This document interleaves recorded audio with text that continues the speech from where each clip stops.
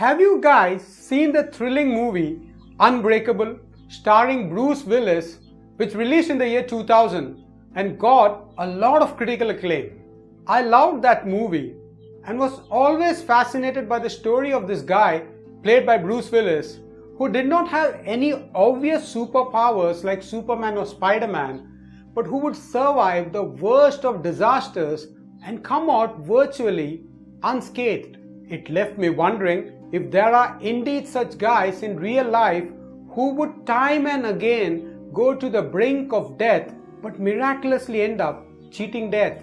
In fact, we have one in Mr. Tsutomu Yamaguchi, who survived not just one but both the atomic bombs that were dropped in the cities of Hiroshima and Nagasaki in Japan during the Second World War in 1945.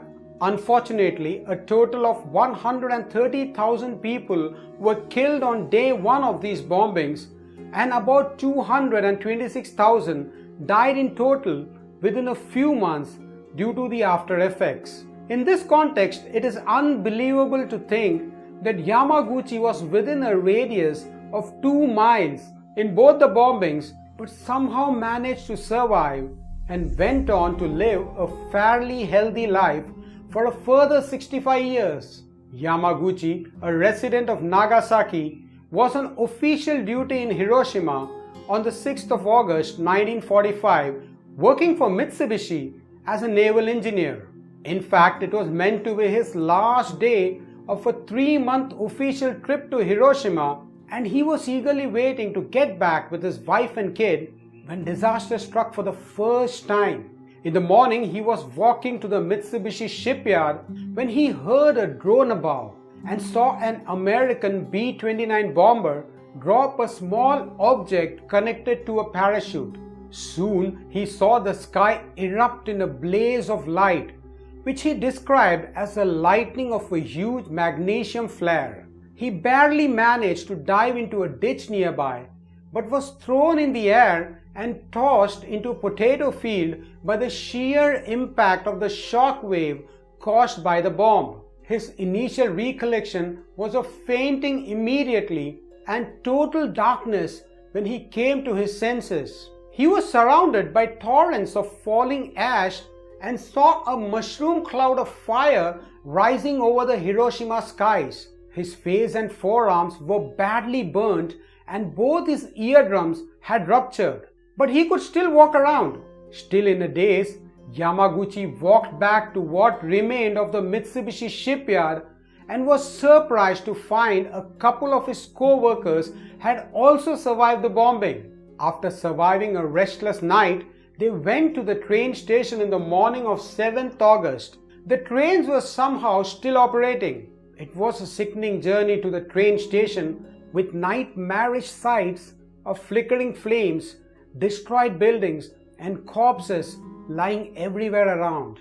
Most of the city's bridges were damaged by the impact, and at one point Yamaguchi had to swim through a layer of floating bodies. On reaching the station, he boarded a train to Nagasaki with some other injured and bewildered passengers. He arrived in Nagasaki on the morning of the 8th August and limped his way to the hospital. In the hospital, he was attended to by a doctor who was in fact his childhood friend, but he could not recognize Yamaguchi due to the severe burns on his face. For that matter, his family also did not recognize him initially when he reached home all covered in bandages, and his mother's first reaction was that she was seeing a ghost. Believe it or not, on the morning of 9th August, Yamaguchi managed to go to the Mitsubishi office for work, and when he narrated his story of death and destruction at Hiroshima, his director felt that he had gone mad. Suddenly, the landscape outside changed, and the sky was again filled with bright white light.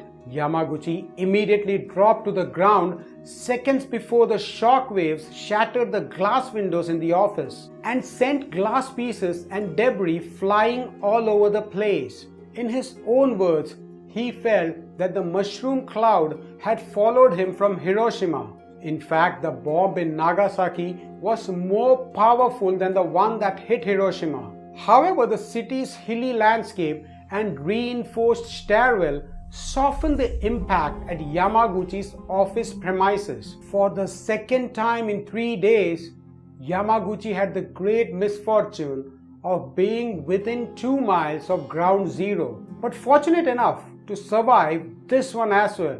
As he got out of his office building, his immediate thoughts were on the safety of his family and he rushed to his home. When he saw the building totally destroyed, he feared the worst, but both his wife and kid had survived with relatively minor injuries. In fact, his wife had gone out to get some burn ointment for him, which actually ended up saving their life.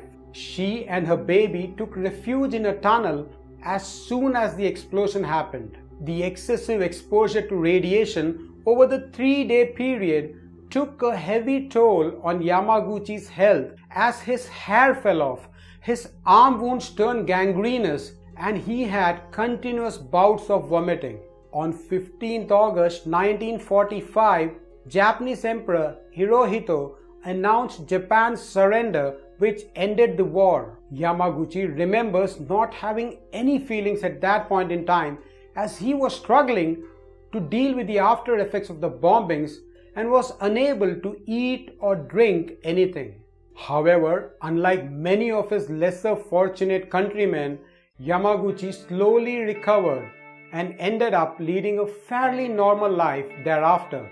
He served as a translator to the occupying American forces in Japan and taught at school before resuming his engineering career with Mitsubishi. He and his wife had a couple of more children after the bombings. To deal with the horrific memories of the bombings, Yamaguchi resorted to writing poetry.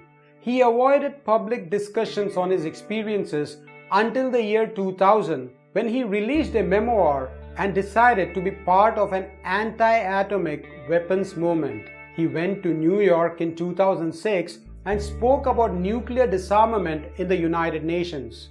In fact, Yamaguchi was not the only person to survive both the bombings. 2 of his co-workers mentioned earlier were also at Nagasaki at the time of the second bombing. In total, it is believed that there were 165 people who survived both the bombings, but none lived long enough to be recognized as such. Yamaguchi was officially recognized by the Japanese government as Nijiyu Hibakusha, or the twice-bombed person, in 2009, a year before he died at the ripe old age of 93. So friends, that is the amazing survival story of my Mr. Unbreakable, Tsutomu Yamaguchi, and one cannot but feel a sense of destiny about how he survived to tell his tale. You may label him as one super lucky guy, or perhaps as one of God's favorite children. If you like this true story, please give it a thumbs up and share it with your friends in the socials. You can also subscribe to the channel for more such interesting stories. Thanks for watching, and I will see you soon.